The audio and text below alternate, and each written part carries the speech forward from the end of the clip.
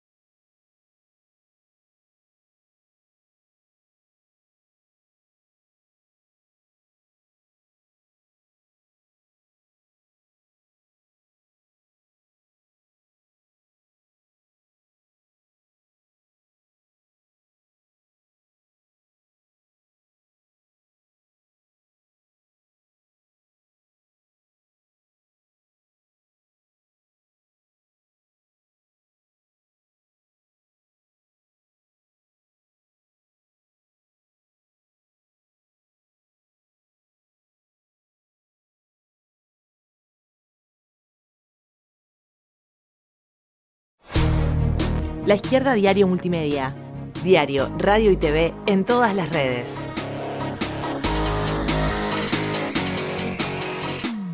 Somos el medio donde todos pueden ser corresponsales, conectar y generar las noticias. La voz que informa lo que otros callan. Todos los días, noticieros en vivo, información internacional actualizada, conectados por nuestra red de diarios desde Estados Unidos, Europa y Latinoamérica.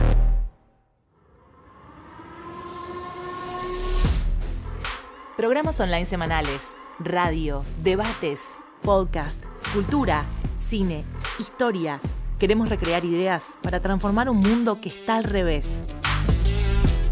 Busca nuestra programación. Estamos creciendo. Participa, suscríbete, colaborá y sumate a expandir. La Izquierda Diario Multimedia.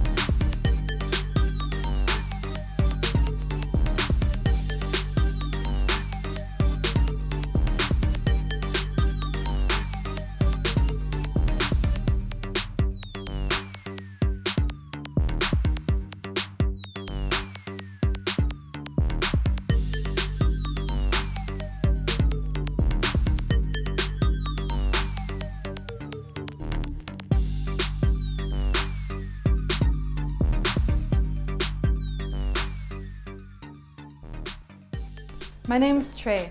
I'm a socialist nurse working on the front lines in New York City. 4 months ago, I gave birth to Maya. They say when you become a mom, you start to look back on your own mother's path. US imperialism is threaded through her life and mine. In a way, you could say US imperialism is the reason I'm here. My mother was born in Korea during the Korean War, which took 5 million lives. It was the battleground where NATO developed its first international forces and strategy.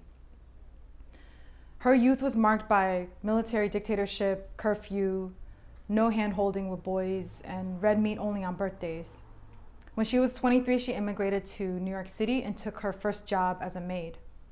Today, my mom's a nurse working in a hospital, caring for COVID-19 patients like me. She can retire or quit to avoid risking her life because she depends on her job. The pandemic crisis is quickly evolving into a catastrophe on multiple fronts. We're facing a huge economic depression and many months of uncertainty ahead. Here in the heart of US imperialism, the working class and oppressed are bearing the brunt of the crisis. My mother, in search of the American dream, immigrated to the US, but no amount of dreaming is going to pay for her housing or food. It won't protect her at her job. It won't bring back 59,000 dead already from COVID-19 in the US. I work alongside her and 2 million other nurses, 90% of us women. Feminized work is undervalued in our society, but with the healthcare crisis, recently you see the social reproductive labor is absolutely essential. We, women workers, are essential. Donald Trump's disastrous handling of the pandemic has caused many thousands of deaths beyond the unavoidable fatality by coronavirus. And now he's pushing to rush the reopening of the economy. Trump's America First nationalism and his racist Twitter sloganeering is the rhetoric fuel behind scapegoating immigrants, border closures, and anti-Chinese sentiment that's rising. The Democrats are also playing their role in this rising antagonism against the Chinese. Both parties agree that imperialist oppression must go on. They're ramping up military operations in Latin America. The sanctions against Iran are persisting, and the murderous embargo against Cuba, along with blocking life-saving medical equipment, is ongoing today. Us frontline workers have been told time and again that we're soldiers in the war against the virus. But that is a total lie. The real war underway is the one between capitalists and the working class. We're not all in this together. Workers are paying the greatest consequences of the crisis. Already, 26 million are unemployed. Folks are waiting in long lines at food banks for something to eat. And in an Ohio prison, 1,800 inmates are infected. That's 73% of the folks locked up there. In detention centers, Mexican and Central American children are getting sick with COVID. In New York, the majority of deaths have been people of color, victims of segregated healthcare, structural racism. In fact, people of color are disproportionately represented among precarious workers who don't have enough savings and don't have a remote job to stay at home during the pandemic. But not everyone is losing during this crisis. Corporations like Amazon and Walmart are making big, expanding their profits. Sure, there are squabbles between both Dems and Republicans, but they're both looking out for the interests of businesses instead of the working class and the middle class. In March, they passed a $2 trillion corporate bailout, the largest in history, with little or nothing to alleviate the burden of debt, loss of income, medical bills, starvation for the rest of the folks. In fact, this is motivating the protests to reopen the economy and go back to work. But we are not taking things lying down or on our knees. Amazon, Instacart, healthcare, transit workers, we are striking, walking out, and sitting in. And though still in a small scale, we're demonstrating our social power, which is rooted in our ability to bring capitalist production to a grinding halt. At New York City hospitals, we're forming workers' committees to fight for protective gear and safety at our job. We're resisting censorship from corporations, the passivity of our unions, and defamation from the government. And we're fighting alongside thousands of workers across the country for PPE and paid sick leave. We brought that to the center of political debate. And now we're fighting for the nationalization of healthcare and related industries under worker control. Frontline workers are showing that the working class has both the power and the interest to bring solutions for society's ills. We're putting a spotlight on these struggles in Left Voice, the English outlet of our international media network. My generation and folks much younger than me are facing a grim future ahead with global capitalism in decay. The American dream of immigrant families and the expectation of living better than our parents is quickly crumbling.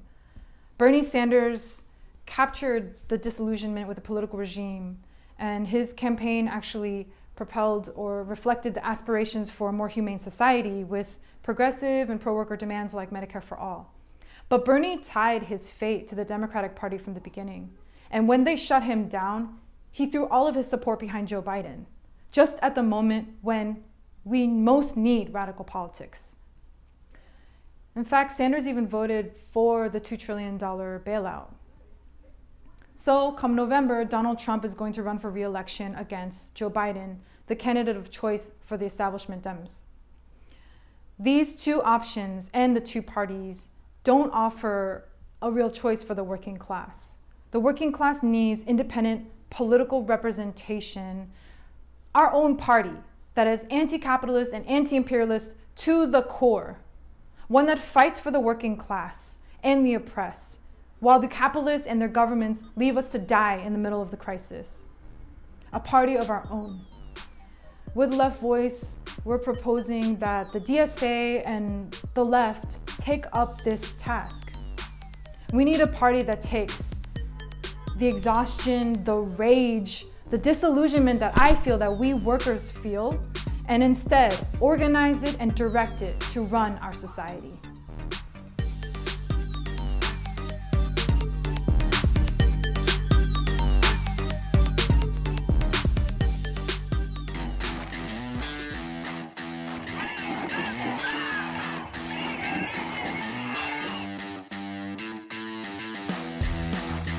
¡Viva la lucha de Chile!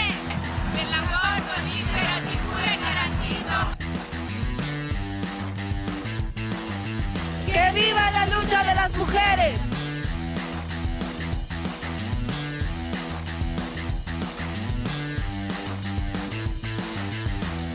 Somos miles de mujeres en las calles y seremos más.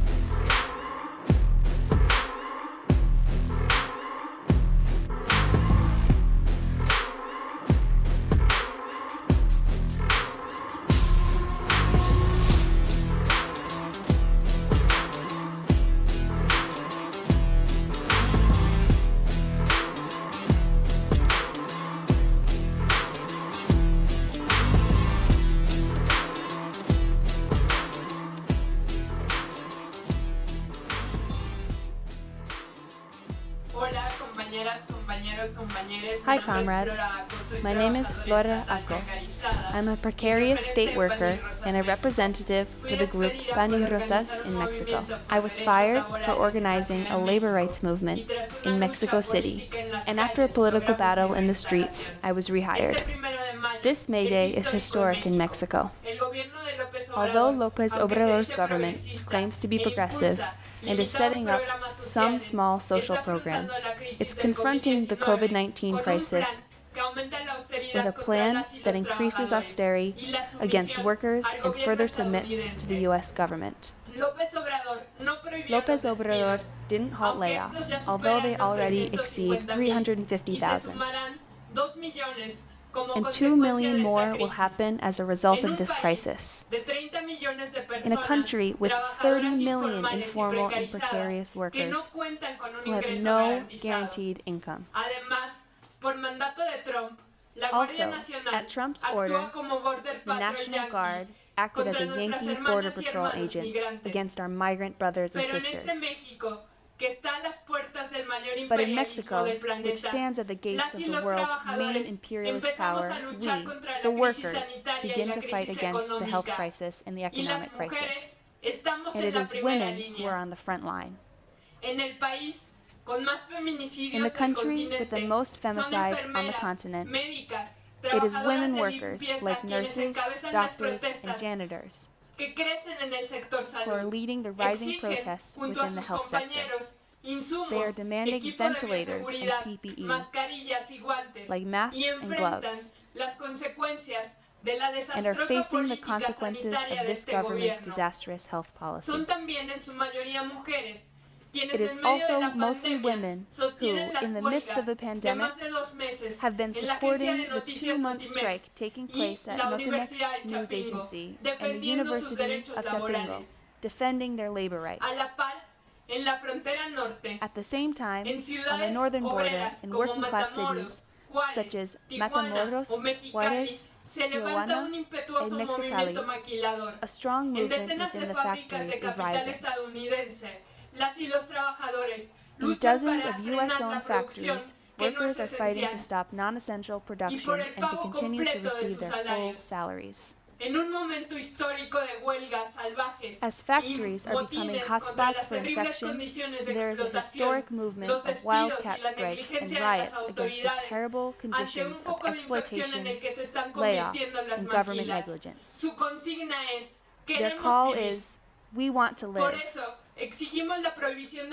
That is why we demand a ban on layoffs, 100% paid leave, and the expropriation under worker control of any company that violates labor rights. With great pride, I want to say that Izquierda Diario Mexico, which is part of an international network, has become a voice of the workers who are struggling around the country. From factory workers to the migrants and the indigenous people who are defending their lands. We are beginning to lay the ideas for a revolutionary program, and we want to achieve even more. That is why we support the call for a Latin American conference put out by the Left and Workers' Front in Argentina. Although the conference is postponed because of the pandemic, this call is a very important step that shows the agreement among parties which claim to be socialist and working class, which fight for the political independence of workers, and which raise the banners of anti-imperialism, seeking the unity of our class and oppressed people throughout Latin America, with the U.S. working class, which is largely represented by a Latinx community. We, in the MTS, believe these elements are integral in building an internationalist, socialist, and revolutionary organization. Long live the international working class.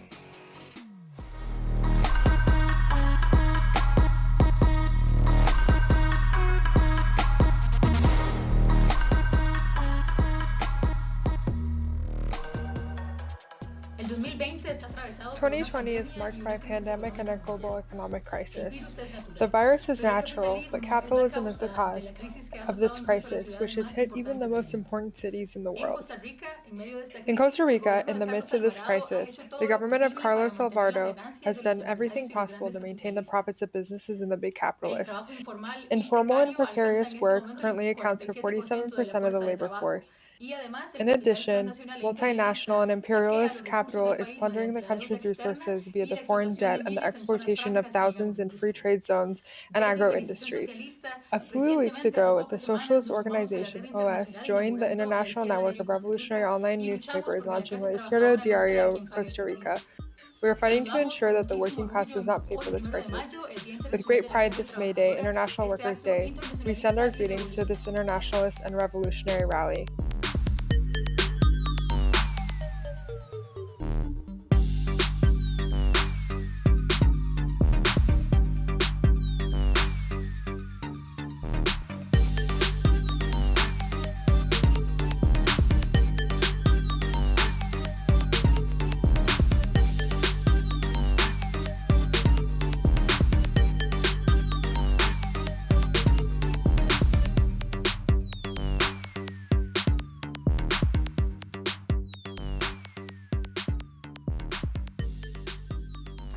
The coronavirus crisis has dealt another blow to the European Union, showing the world that it is nothing more than a reactionary agreement between different imperial states. They have once again played the role of boards of directors for their respective capitalists. Each of them has taken measures without the slightest coordination or collaboration. Germany and France even went so far as to ban the export of respirators and other medical equipment at the peak of the healthcare crisis in Italy and the Spanish state. The Northern Axis, led by Germany and the Netherlands, wants to capitalize on this crisis again, as it did in 2008, to strengthen its position at the expense of the workers and peoples of Southern Europe.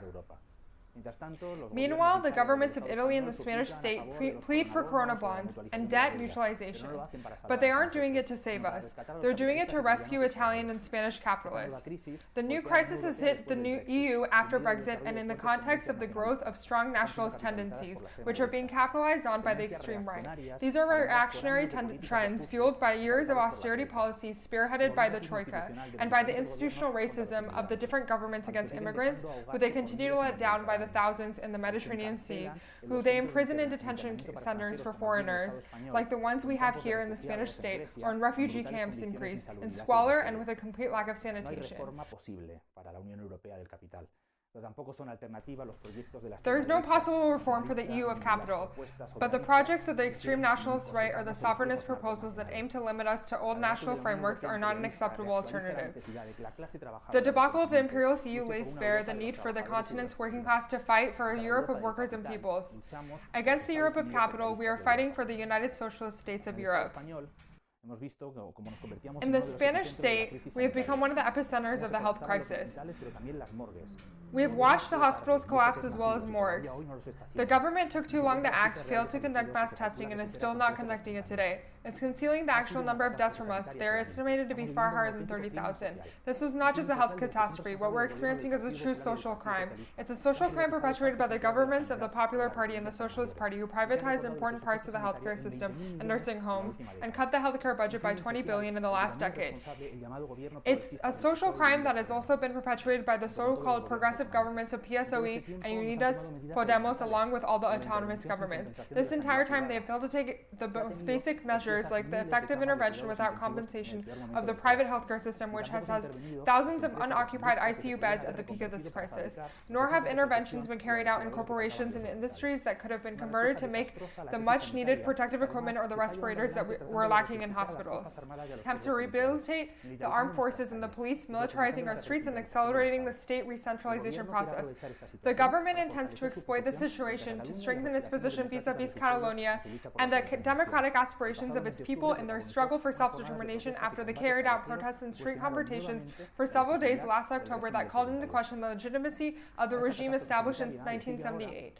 This health catastrophe has been followed by an economic and social crisis, the likes of which we have not seen in this country since the end of the Spanish Civil War. There were 4 million suspensions and 1 million layoffs in March alone, in addition to the 3 million unemployed before the pandemic, 1.5 million self-employed workers who are also unemployed, and hundreds of thousands of small producers who have gone bankrupt.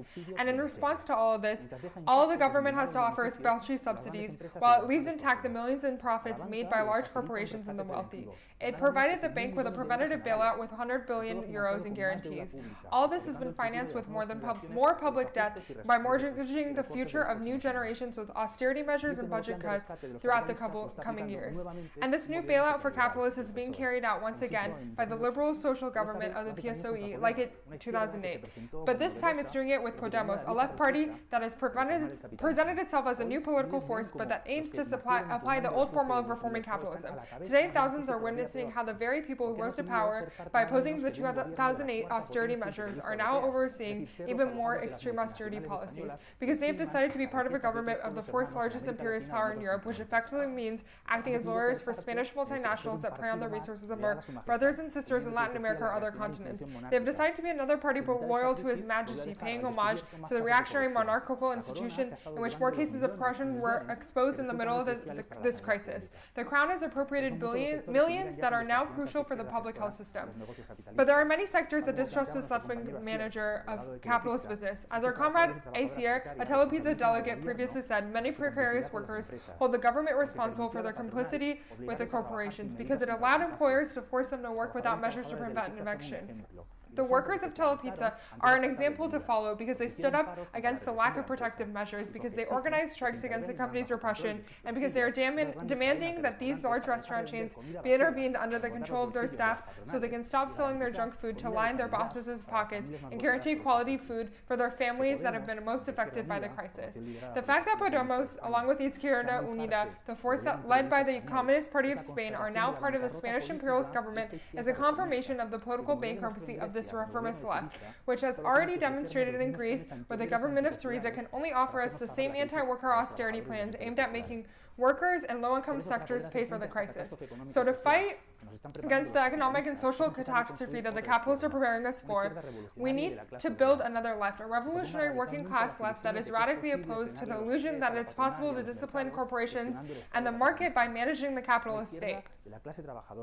A left of the working class, of women and youth, that is independent of all parties that govern for corporations, with a program aimed at making the capitalists pay for this crisis.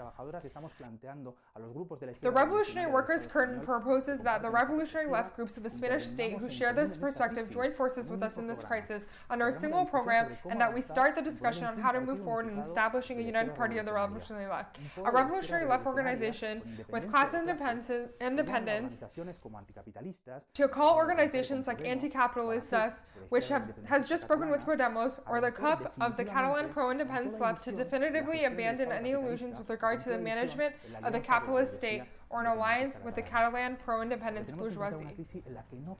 Because we are facing a crisis for which there can be no intermediate solution.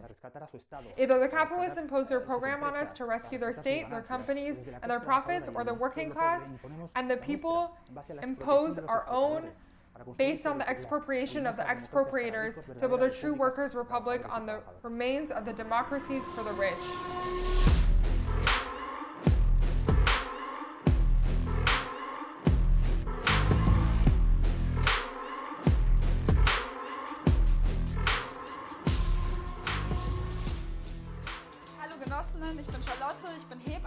Hello comrades, I'm Charlotte. I'm a midwife from Munich and I'm a member of the Revolutionary International Organization RIO.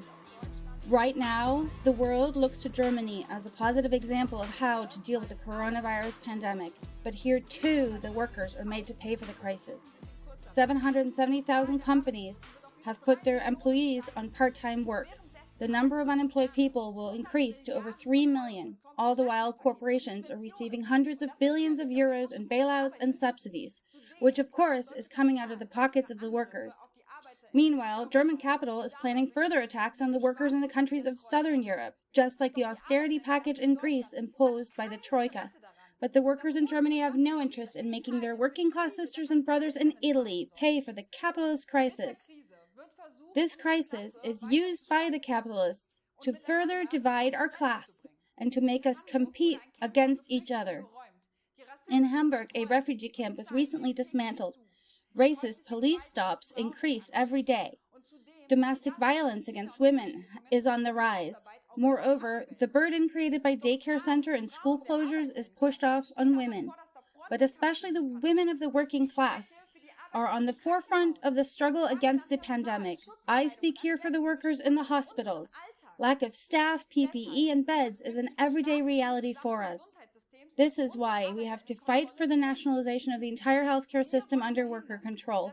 We must not allow the capitalists to make us pay for the crisis while they continue to make profits. At this moment, hundreds of workers are striking at the steel plant Voith in Bavaria against the closure of their factory, which is still making profits. We propose that all factories that are closing be nationalized without compensation, under the control of the workers. Struggles like the one at Voith show us a path for the international working class out of the current crisis. But we also have to defend our demands against the union bureaucracy because they stand together with the reformist parties, the SPD and the Linke, together with the bosses. We are building an independent voice with our paper Klasse gegen Klasse, Class Against Class. We are building networks to organize workers, young people, women, and migrants. We encourage everyone to participate in this struggle against capitalism and the pandemic by supporting an emergency program. The capitalists must pay for this crisis, not us. This is a first step toward building a revolutionary party that fights for socialism in the country of Marx, Engels, Liebknecht, and Luxemburg. Long live May 1st. Long live international solidarity.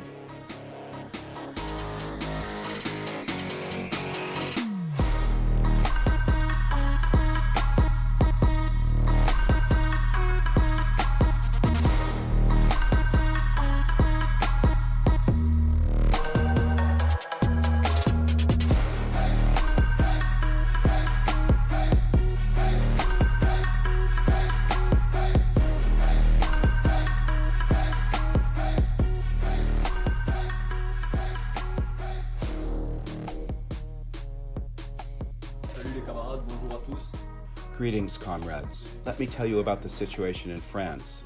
The coronavirus didn't arrive like some explosion in a clear sky. Just a few days before the confinement began, we were out demonstrating together against the pension reform. The class struggle has been on the rise in France since 2016. That year, it was the fight against the labor code reform imposed by a so-called left-wing government, the Socialist Party. That was the final act of a sort of bipartisan.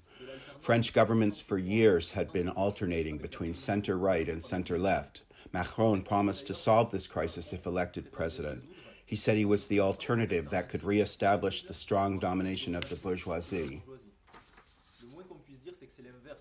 The opposite happened. In 2018, the massive revolt of the Yellow Vests erupted. It occupied the streets of Paris and other big cities. For a few weeks at least, it was the bosses' turn to be afraid. The Yellow Vests revolt upset usual routines of the bureaucrats and the unions and seeped into the labor movement, as we saw later in the huge fight against the pension reform. It was a return to class struggle. Our comrades have been at the center. In the fight for pensions, our comrades put tremendous energy into building a coordinating committee among bus and commuter rail workers. It is the movement's deepest expression of self-organization, independent of the union bureaucracy. One of our comrades, Anas Kazib, is the best-known figure and main spokesperson of this coordinating committee. So the health crisis came in the midst of a class struggle, and the best we can say about how it's been managed is catastrophic and criminal. France is an industrial country. We have Airbus, Renault, Peugeot, Citroën. We haven't been able to produce enough masks, a piece of paper with rubber bands, and make sure everyone has them. Our healthcare system's supposed to be the greatest, but we failed to provide gowns for caregivers who use trash bags instead. They've been forced to rely on contributions from everyday people just to do their job, which is to save lives. What did the French government decide to do to fix its mismanagement? Unleash the police. There's a sort of two-tier containment. It's not the same in working-class neighborhoods as elsewhere. There's a double standard. Working-class neighborhoods are suffering the worst spread of the virus. Not because people don't follow the confinement rules, it's because they're mostly frontline workers forced to go to work. As if that wasn't enough, their neighborhoods are crawling with police, sent to manage them through brutal repression. In these neighborhoods, we're more likely to be beaten by police than tested for COVID-19. The media has been covering the police more and more, but they keep saying it's just a few bad apples on the force. No. These methods of population control have a long history. France tested them in its fight against Algerian independence, then used them in its corner of Africa, and now to control the suburbs where workers and immigrants are living. The bosses in government are doing this to prepare for the post-coronavirus world. We have to fight for our world after the pandemic, not theirs, which they try to impose with clubs and widespread surveillance, where some will have no jobs, others will be forced to work twice as hard. We have to fight for our own post-pandemic world.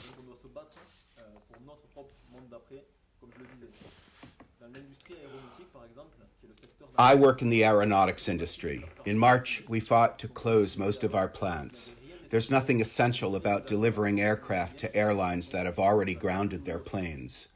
Airbus and the government immediately tried to reopen the plants, even if that meant hundreds of thousands of masks being diverted from healthcare workers.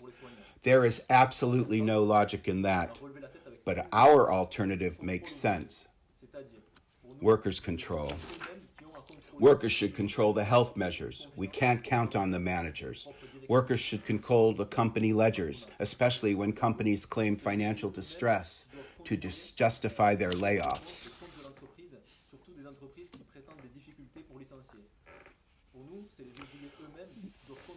Workers should decide what gets produced and what doesn't.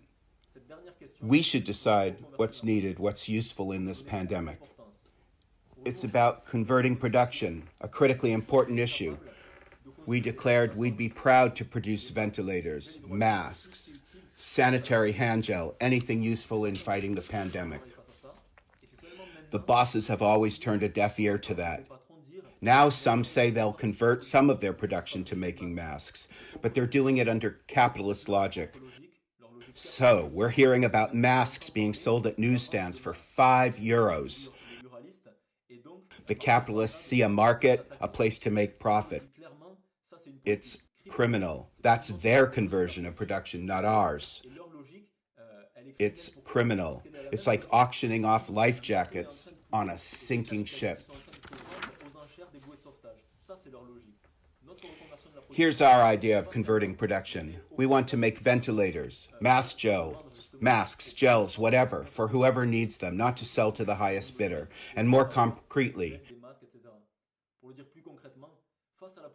in Africa, French imperialism still plunders resources. There are only a few dozen ventilators for millions of Africans.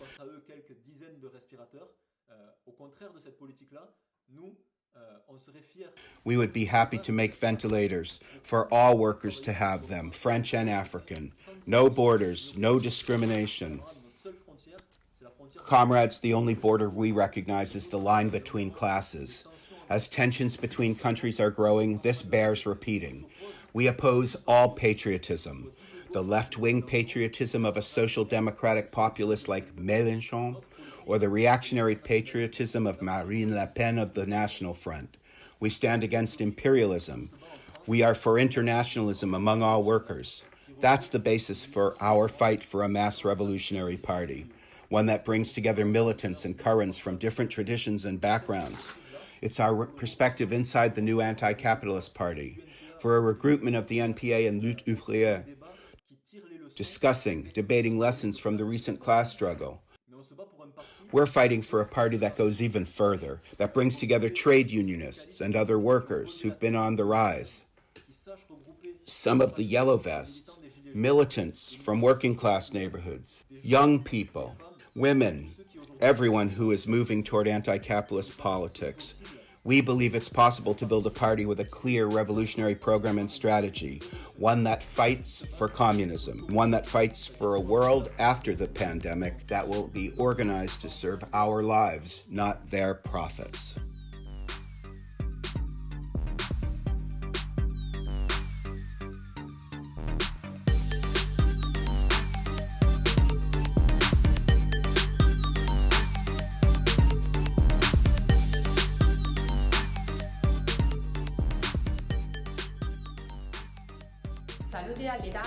Greetings from Italy to this internationalist action and everyone online. Italy is one of the countries most affected by the pandemic. According to official figures, we have had more than 200,000 people infected, and the deaths number more than 27,000. This in a country with one of the world's best health systems, despite decades of cuts in public health by government of the centre-right and centre-left. We found ourselves with a tremendous shortage of hospital beds, without ventilators, without protective equipment, and without the mass testing needed to detect outbreaks. In Lombardy, the contagion's epicenter, the city of Bergamo has become the center of a capitalist massacre, unleashed by the industrialists as they push for facilities to remain open.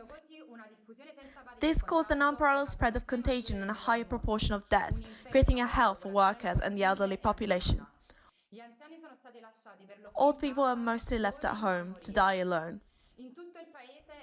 Throughout the country, the main measure to fight the virus has been social segregation for millions of people, under police and military control in the streets.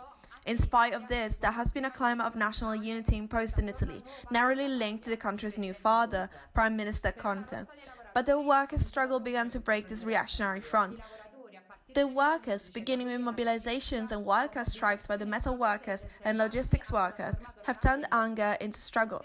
The fact that workplaces haven't reopened widely and immediately is not because of the government, but thanks to the workers' struggle. During the general strike on March 25th, many doctors and nurses participated with a 1-minute strike of their own, asking all the workers to fight for them as well. These workers are an example to the working class around the world. Women have also been at the forefront of these struggles. In this crisis, women are part of the front lines, along with many other workers. In the sectors most affected by this crisis, the majority of the workers are women, working as nurses, cleaners, and in commercial enterprises. The organizations of the Italian feminist movement have denounced the fact that women are the most affected in this pandemic because women have to take care of the children who are kept at home from school, or while they continue to work at home, or are still forced to go out to their jobs. The feminist movement has also denounced the increase in cases of domestic violence without the possibility of safe housing. It is something the state must guarantee for all women who are victims of gender-based violence. The state should expropriate empty housing owned by the big landlords, the banks, and the Catholic Church. The situation of immigrants, especially undocumented immigrants, is also quite serious. Many people have been left without income or must continue to work under extremely precarious conditions. That is why we demand the payment of quarantine wages. In recent months, Italy has been an example of a catastrophe, one which we were led by the policies of a government in the service of the big industrialists and banks. We must take up the class struggle fight and confront the crisis with an independent program for workers, both women and men.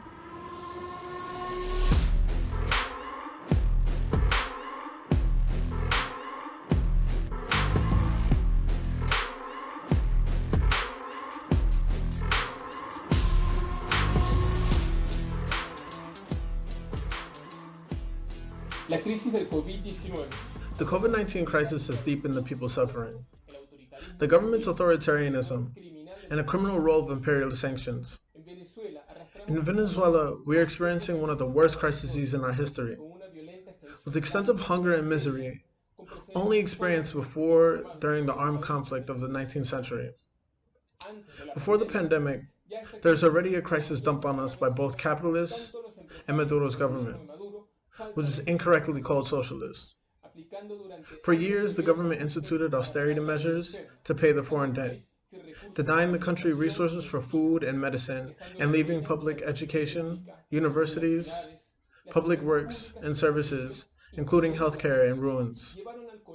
This led to the collapse of the public health system. They have dealt the working class the harshest blow it has ever felt. Maduro canceled union contracts by executive order and lowered wages to the bare minimum. He's taken a repressive turn against workers and communities, with a quasi-dictatorial regime that imprisons workers, uses the military against us, and has its hands stained with the blood of the poor. And Maduro calls himself a workerist. Imperialist sanctions were imposed by Washington with the aim of instituting a puppet government in Caracas. They confiscated national companies, withheld Venezuelan revenue, blockaded Venezuelan oil, and sanctioned countries who traded with Venezuela. It's a criminal policy and clearly a blatant, disgusting imperialist attack, whose objective is to strangle the Venezuelan economy and deepen the hardships of the working class in order to create the conditions for a regime change orchestrated by the U.S. And the United States has the nerve to call itself a democracy. This was the situation in Venezuela even before the pandemic, during which all these problems have worsened. Increasingly, people are going hungry, and uprisings against food shortages are met with government repression, which has already claimed one life and imprisoned dozens more. The Trump administration, further demonstrating the rottenness of imperialism, has not only sustained but also deepened aggressions and sanctions against Venezuela, worsening the severe fuel crisis, which affects the production and distribution of food. Alongside right-wing opposition, they come after us to talk about humanitarian aid, cynics and misers. The working class is in a difficult and precarious situation, not only because our enemies in front of us, but also because our organizations are weak. We must continue to resist and try to recover our forces. Today, we have to fight against the scourge of hunger which threatens to spread. That's why we need to fight for unconditional end to imperialist sanctions and to forge a workers' and people's alliance. Fighting for neighborhood and worker committees that distribute food and set prices. Workers at food companies must control production. This will open the way for workers and people's power against the bosses who profit from the hunger of the people, and against the corrupt and authoritarian bureaucracy of this capitalist government. We have to be clear. This is the crisis of a capitalist economy and regime. This is one of our key tasks, to clear the name of socialism, which has been dragged through the mud. Socialism is not represented by a civic military class, which has become the new bourgeois and which is profoundly anti-worker. It is within this framework that our participation in this event, and more specifically, our membership in a revolutionary internationalist organization, is incredibly important. Considering the current weakness of the Venezuelan working class, it is crucial to have an internationalist perspective, in alliance with the struggles that our working class brothers and sisters have been waging against the capitalist and their governments throughout the world, and in particular in Latin America. From these struggles will emerge the conditions of the resurgence of the Venezuelan working class's fighting spirit and the ability to reorganize the forces of a truly anti-capitalist left made up of workers.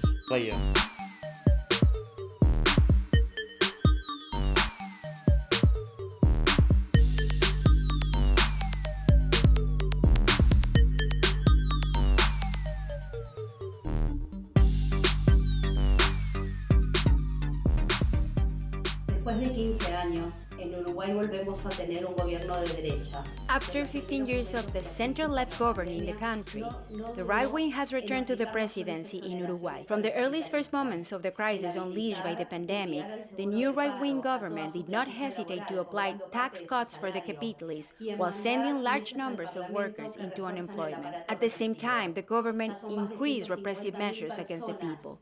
There are now more than 150,000 workers unemployed, many of them women. At the same time, 30% of the workers are in precarious conditions and continue to work despite the pandemic. This includes workers at McDonald's, delivery, malls, and other industries. This is the legacy left by the so-called progressive government of the Frente Amplio: increased precarity for workers, the sell-off of the land to foreign companies, an extractive economic model, and many deep unresolved problems, including the continued impunity enjoyed by the leaders of the last military dictatorship.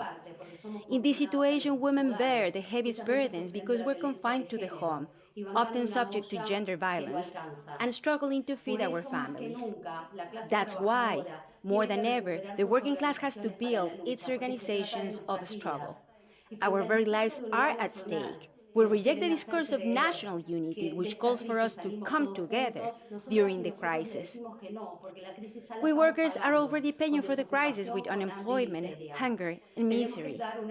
We have to find our own solutions and ensure that it's the capitalists who pay for the crisis.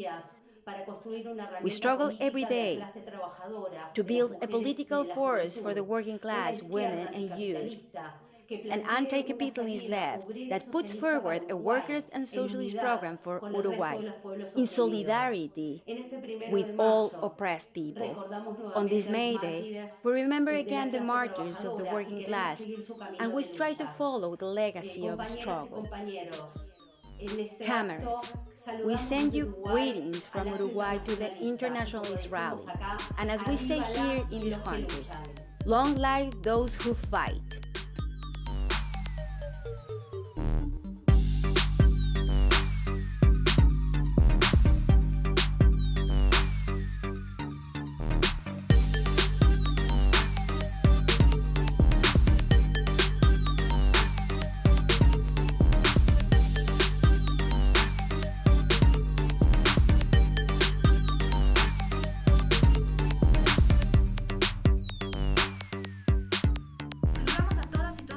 We send greetings to everyone taking part in this live stream from the Izquierda Diario International Network.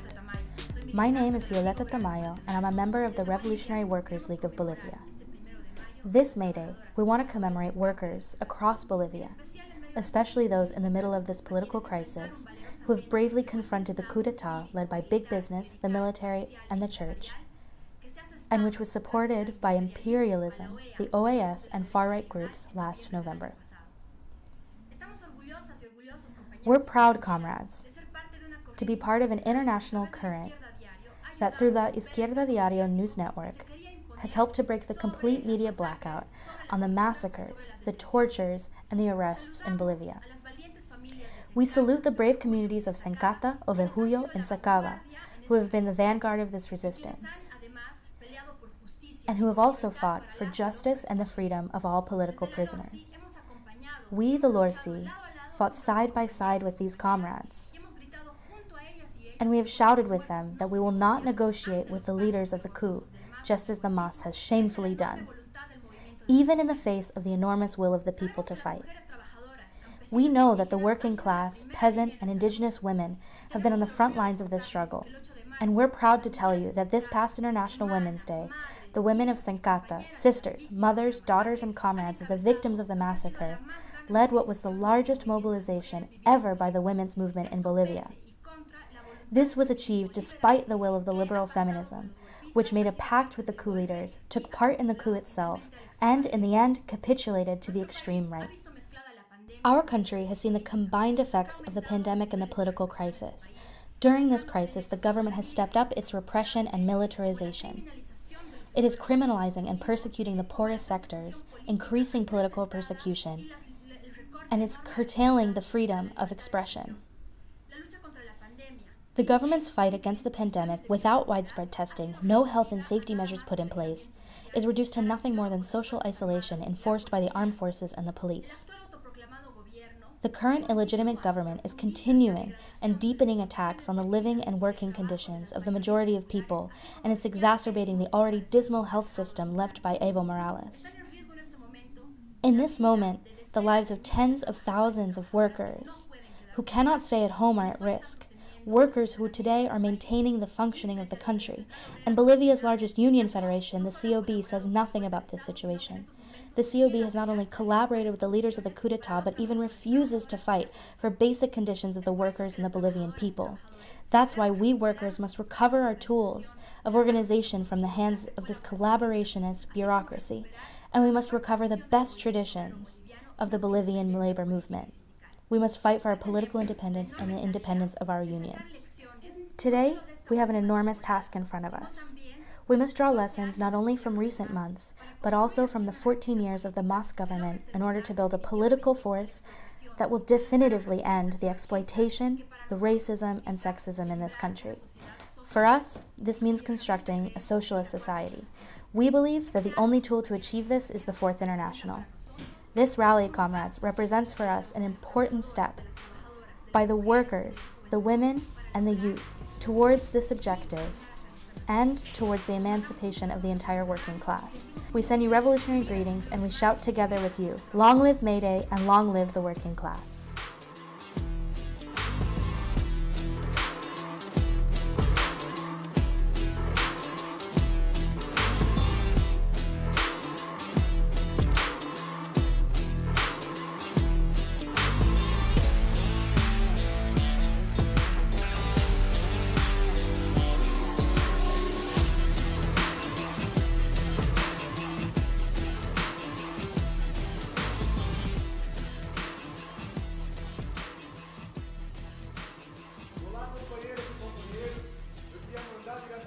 Hello comrades, greetings from Brazil to all the workers who are on the front line of the crisis.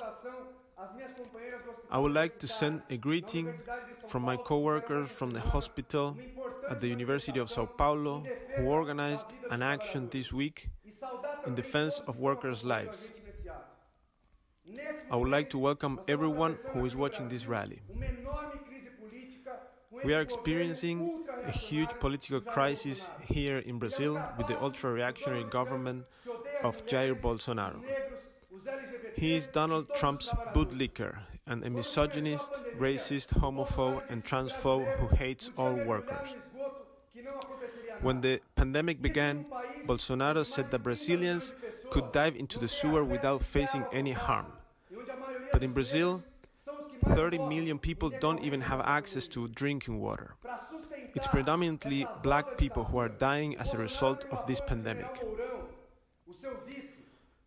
Bolsonaro and his vice president, General Mourão, have shown support for Brazil's former military dictatorship. Just a few days ago, Mourão made a statement supporting the military coup of 1964, which killed, tortured, and disappeared thousands. Bolsonaro also has the support of the military, which took over security in Rio de Janeiro, increasing the violence against poor black people. He has the support of Paulo Guedes, an ultra-neoliberal figure who supported the anti-worker measures aimed at making the working class pay for the crisis. Last week, Judge Sergio Moro resigned from the government.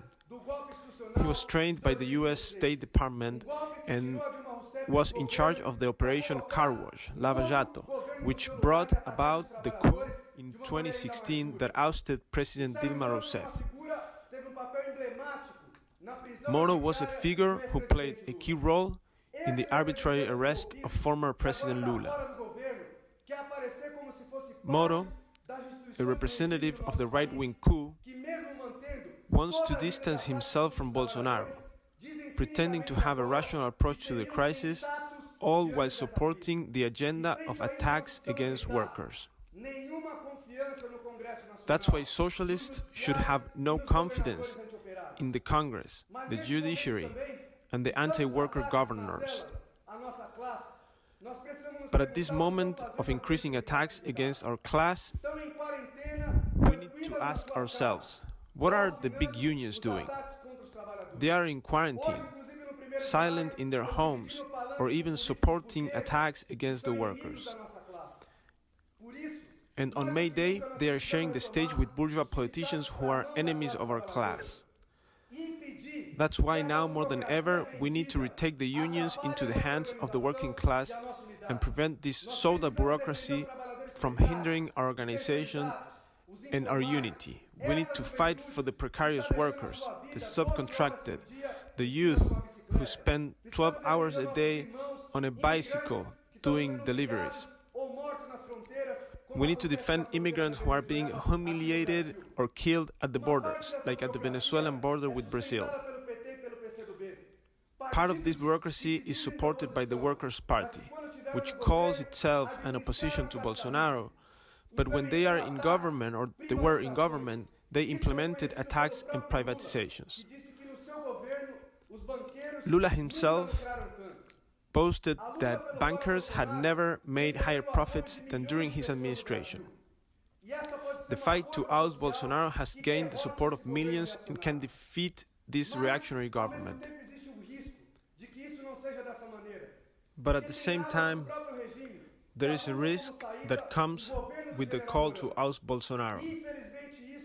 There are wings that point to a government headed by General Mourão as a way out, and unfortunately, this includes sectors of the left that are demanding Bolsonaro's impeachment or resignation. Instead, we have to demand the ousting of Bolsonaro, General Mourão, and the military. In this sense, we are calling on the left bloc of the PSOL, on the PSTU, and all organizations that consider themselves revolutionary to put up a strong left-wing bloc that calls for the overthrow of Bolsonaro, but does not leave our class in the lap of a right-wing military general. This is even more important at a time when the Workers' Party has already shown that it wants to save the regime and just change the players. Their only alternative is the hope that the Workers' Party will be voted into office in 2022, or even paving the way for Mourão by defending the policy of impeachment without questioning the totally undemocratic and authoritarian regime that we live under in our country. Therefore, for socialists, it is not a question of changing one administration for another. It is necessary to bring down this regime, and for that to happen, there is no alternative but for the people themselves to decide our future. So when we fight for the ousting of Bolsonaro and General Mourão, we also fight for a constituent assembly, which is free and sovereign and can discuss the biggest problems of our country and take steps to protect the most exploited, without any limit from the powers that were accomplices during decades of attack and degradation of the politics of our country. This process should point to a path to overcome the limits of this rotten and degraded democracy that we live in, so that workers can come to the conclusion that it is necessary to fight for a government of the workers that breaks with capitalism. Otherwise, we will continue to experience this capitalist misery, and we will be forced to hear Bolsonaro use Mariel's name for his own ends. Bolsonaro, keep Mariel's name out of your mouth. We fight for justice for Mariel, who is a symbol of the struggle of black women in our country, where black women earn 60% less than white men. Brazil's slave heritage and racism continues to serve capitalism. But on May 1st, we also want to remember our history of struggle from the beginning. Those who rose up against slave masters and who in Haiti had the first and only black revolution in history. As Karl Marx said, labor in the white skin can never free itself as long as labor in the black skin is branded. And on this basis, we fight for the unity of the working class. And with hundreds of workers, we have organized in the workplaces committees of the Izquierda Diario, with which we are reaching millions with a voice so that the capitalists will pay for this crisis. These are some of the steps that we have been taking to fight for the construction of a revolutionary internationalist party that fights for rebuilding the Fourth International.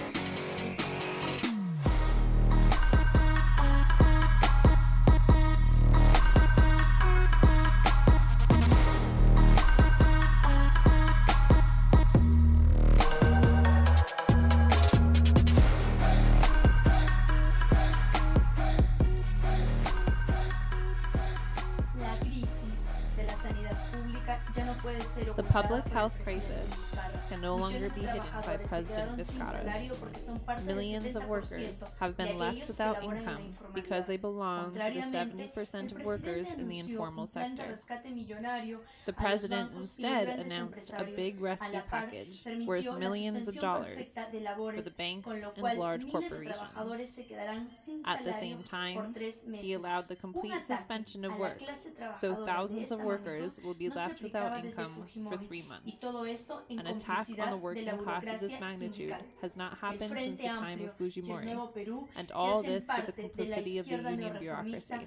The Broad Front and New Peru, which are part of the neo-reformist left, hail the government for delivering targeted benefits that do not remotely cover a family's cost of living and do not remotely reach all workers and poor people who need them.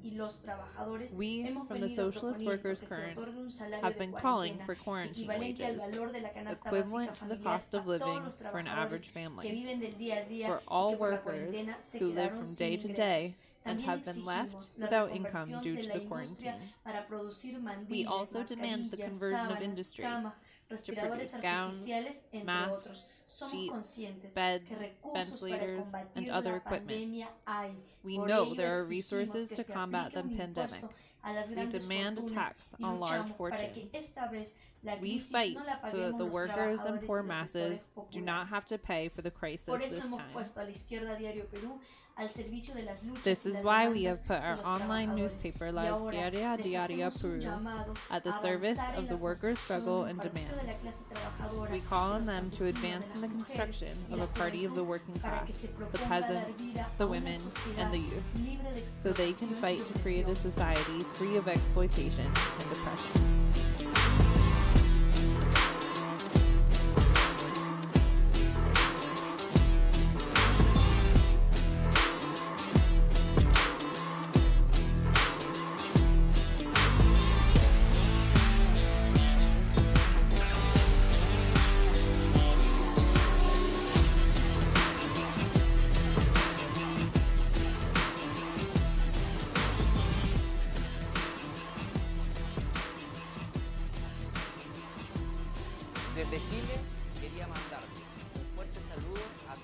I want to send greetings from Chile to all the comrades who are attending this international rally.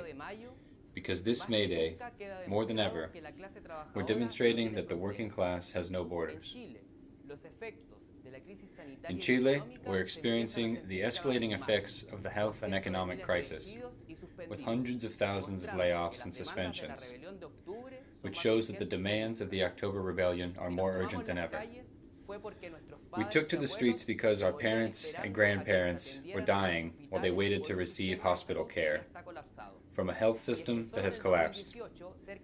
In 2018 alone, about 26,000 people on waiting lists died before they were able to receive care.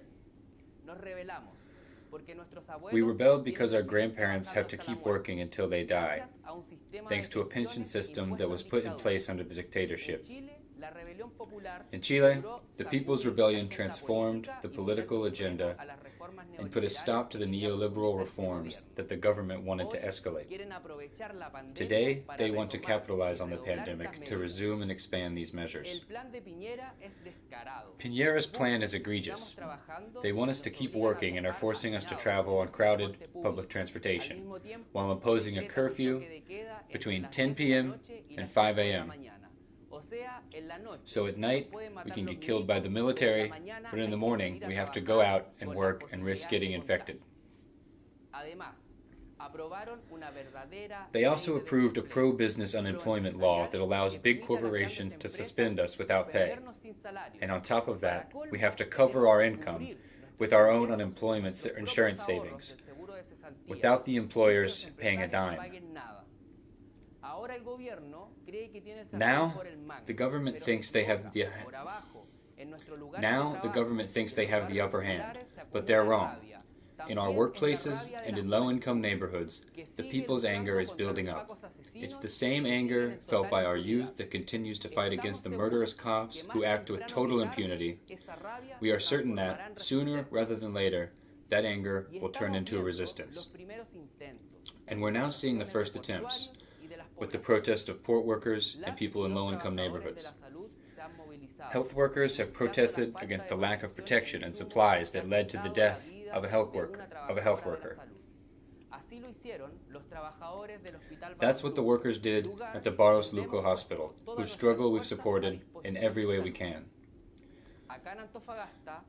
Here in Antofagasta, a mining, port, and industrial city that was one of the epicenters of the People's Rebellion, we've promoted solidarity through the Emergency and Protection Committee, and we are also part of the coordination of unions like the SGS Minerals, SGS Chile, and Bureau Veritas, whose workers are struggling together against layoffs.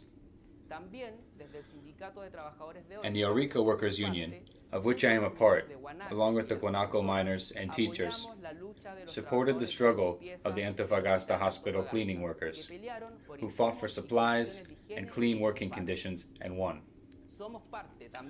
We're also part of the struggle of the young precarious workers of Starbucks and Burger King. We're committed to promoting a big nationwide movement against layoffs and suspensions. To confront the plans of the government and corporations, the unity of workers, the unemployed, and residents of low-income neighborhoods is essential. We also need to build an alliance with the students' movement, the territorial assemblies, and women who took to the streets this year to fight for their rights and the rights of workers. On November 12th of last year, in the largest general strike in recent decades, we saw the potential of the working class united with the people and young frontline protesters. The rebellion in Chile was one of the events that prompted the Left Front Unity's Latin American Conference to convene in Argentina. Because, contrary to the assertions of those who believe that the right has to be fought by parliamentary and judicial measures, we've seen that the true engine of history is class struggle. While millions were making history on the streets, the right was scheming in the parliament with the former Concertación and the Frente Amplio in an attempt to deceive us into stopping the rebellion. Now, the Communist Party voted in favor of the government's law on suspensions along with the right, This party is the leading political force in the United Workers' Federation, which many of us denounce today for its total lack of action. We demand that they put an end to the truce and fight against every attack. Each attack they let pass emboldens the right in its attempts to postpone the plebiscite and leave Pinochet's constitution intact, as they have suggested that the government could do under various pretexts. We oppose any attempt by the criminal government to postpone or cancel the plebiscite and extend the country's militarization. However, while denouncing these anti-democratic attempts, we have questioned the plebiscite born out of the parliamentary schemes because it doesn't include the option of a truly sovereign constituent assembly, which is what the people have demanded on the streets. It is only by fighting with the methods of the working class that we can achieve a free and sovereign constituent assembly that's not subject to any authority and put an end to the legacy of the dictatorship. We know that in this fight we'll have to face the fierce resistance of capitalists, which can only be fought by the self-organized working class in an alliance with the people. That's what we're preparing for now, and as a party of revolutionary workers, we're fighting to build a new left, a revolutionary party of the working class. A left that seeks to recover the revolutionary tradition of the self-organized Chilean working class that sought to radically transform society by building the powerful cordones industriales in the 1970s. Because we know that we have a long tradition behind us, and we know that this party in Chile will emerge from a convergence with all those who have drawn lessons from recent struggles and want to share a strategy and a program to fight for a government of the workers against capitalism. We're fighting for what has been written all over the country's walls, for a life that's worth living, which can only be achieved by defeating this system at the service of large corporations and putting an end to all forms of exploitation and oppression.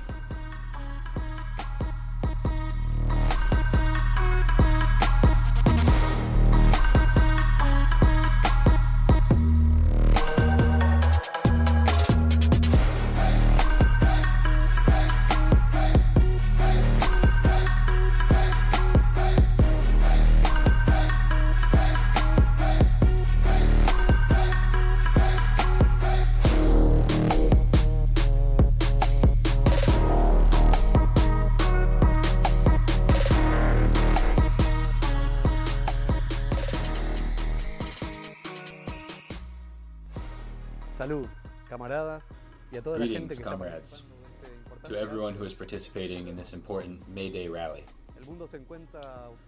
The world is brutally affected by a new scourge, a pandemic that is the predictable result of this irrational system, whose relationship with nature is becoming increasingly aggressive. Imperialist capitalism is devastating, polluting, criminal. It systematically destroys our environment with lethal phenomena like climate change and global warming. Capitalism's foundations were beginning to crack again, and it spawned a virus that none of the imperialist powers wanted to take note of, exposing millions of people to disease and death. The coronavirus pandemic did not appear in peaceful times. It fell in the middle of a crisis that has dragged down the capitalist system since 2008. This crisis has challenged both neoliberal governments and those that claim to be progressive. All applied the same austerity plans in recent years. This gave rise to all kinds of phenomena, from right-wing projects that seek to channel anger towards reactionary and obscurantist nationalism, such as Trump and Bolsonaro. There have also been uprisings by the youth and the working class against the governments of several countries.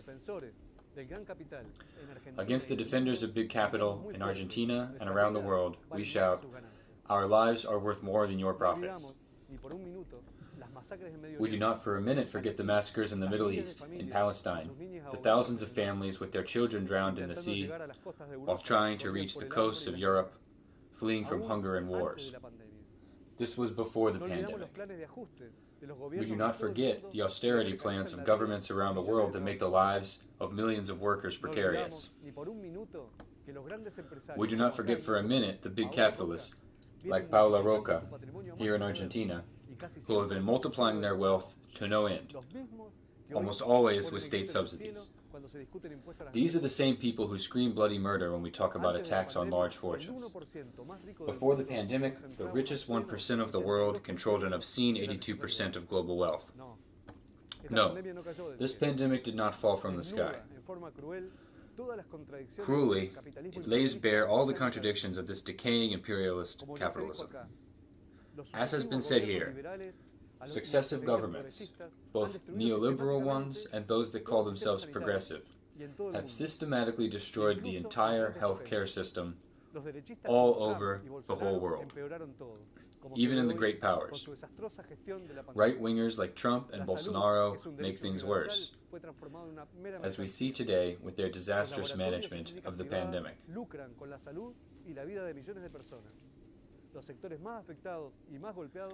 Health, which is a universal right, was transformed into a mere commodity. Private laboratories and clinics are profiting from the health and the lives of millions of peoples.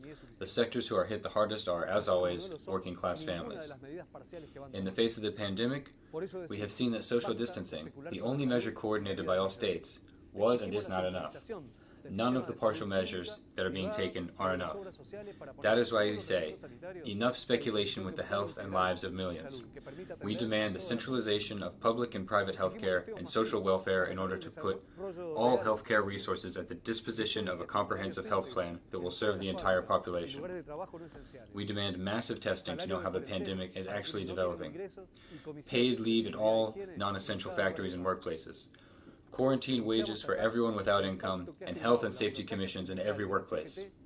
We condemn the pact that the union bureaucracy of the CGT in Argentina has signed with the Argentine Industrial Union, accepting wage cuts for furloughed workers, when the state is covering half the salaries. We say, no layoffs, no wage cuts. Under the Argentine government of Alberto Fernandez, with Kirchnerism and all of Peronism, the banks continue to make fabulous profits, while hunger and unemployment increase.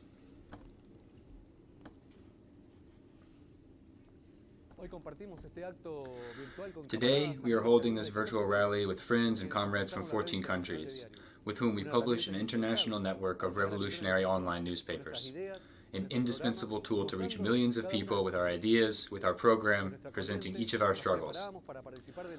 We were preparing to participate in the Latin American conference, called by the four parties of the Workers' Left Front, Unity, in Argentina. It was going to take place right now, but everything changed with the pandemic. The conference was postponed, but by no means cancelled. We are going to hold the conference in the heat of the struggles in Chile and Ecuador, of the struggle against the coup in Bolivia. Now, our countries are in quarantine. They have imposed an idea of national unity against the pandemic. The governments have managed to legitimize, for the moment, the repressive forces in the streets. Even so, the resistance has already begun. When the worst of these times are over, the social misery and economic disarray will emerge. The class struggle will be reborn in a much more powerful form. That is why it is important to defend the political independence of the workers. We need a program to make the capitalists pay for the crisis, relying on the class struggle to implement it. Those of us who have had seats in Parliament for the Workers' Left Front, such as my comrades Miriam Bregman and Nicolas Del Caño, and many other comrades in this country, will be at the service of this struggle. These banners are expressed by the invitation to the Latin American Conference. They are the identity of the Workers' Left Front, Unity. We stand firm on the basis of these agreements, in the front lines of the class struggle, like my comrade Tracy, who in the very heart of the United States spoke about the concerns of thousands of healthcare workers and is an editor for Left Voice. Our comrades from Revolution Permanente and the new anti-capitalist party in France, activists of the heroic strike by transport workers alongside the Yellow Vests, such as my comrades Gaetan, Anas, and all other militants. Our comrades in the Spanish state, Germany, and Italy. Our comrades of the Revolutionary Workers' Party in Chile, confronting the criminal regime of Piñera, putting their bodies in the streets. I was proud to stand alongside them in long days of struggle and comradeship. Our comrades in Bolivia, confronting the ecclesiastical, civil, and military coup of the reactionary right. Our siblings in Mexico, Brazil, Venezuela, Costa Rica, Uruguay. I would like to greet the members and sympathizers of the Party of Socialist Workers in Argentina, who are watching right now. The comrades from affiliated groups who struggle alongside us, like our comrades who work in healthcare and aeronautics, who are in the front line of struggle. And now, to the precarious youth who are entering the struggle, to our comrades of the women's organization, Pani Rosas, who are fighting around the world for women's rights. To my comrades at the occupied factories Textil Neuquén and Maligraf, who have converted their factories to produce equipment for fighting the pandemic. To my comrades at the occupied factories Zanan and Gestiones Obreras Sermistas. They are proof of the potential of the working class. If decisions at big factories were made by workers, these examples could be generalized. This would mean shifting to essential production to make respirators, build hospitals, distribute food, and do everything else to fight the pandemic at the service of the needs of the vast majority.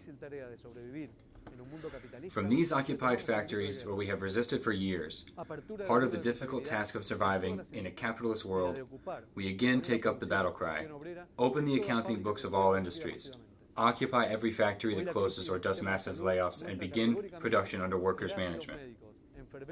Today, the crisis of the healthcare system shows categorically that doctors, nurses, and all the personnel are the ones who can exercise real control of the administration of a unified healthcare system, consulting with specialists, but not leaving the decisions in the hands of governments that answer to the interests of the private laboratories and healthcare companies.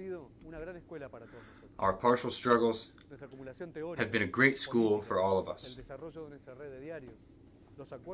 Our theoretical and political accumulation, the development of our network of newspapers, the programmatic, tactical, electoral, and practical agreements that we have reached with different tendencies throughout the years are an important step, but we know they are not sufficient. Our most important task is to call on new generations of young people, of women, of workers to embrace revolutionary ideas, to take all the tools developed and to want to go for more. The invitation that we want to extend at this rally to the thousands who have logged in from different parts of the world is that they join to build this revolutionary international party of the working class, an organization of insurrectionary slaves that organizes the necessary forces to face the sufferings and hardships to which all capitalists want us to submit. Our international tendency is also attempting, in the heat of the class struggle, to converge with parties, groups, sectors, and tendencies from different countries with whom we share experiences of political struggle in the streets. We want a joint movement for an international of socialist revolution, which for us means the reconstruction of the Fourth International. We invite you to join us in this ambitious and thrilling task. As our dear comrade Leon Trotsky said on the occasion of the founding of the Fourth International, we are not a party like other parties. Our ambition is not only to have more members, more papers, more money in the treasury, more deputies, all that is necessary, but only as a means. Our aim is the full material and spiritual liberation of the toilers and exploited through the socialist revolution.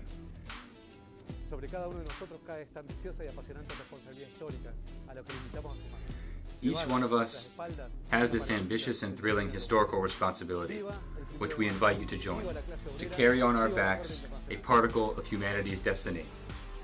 Long live May Day, long live the working class, long live the Fourth International.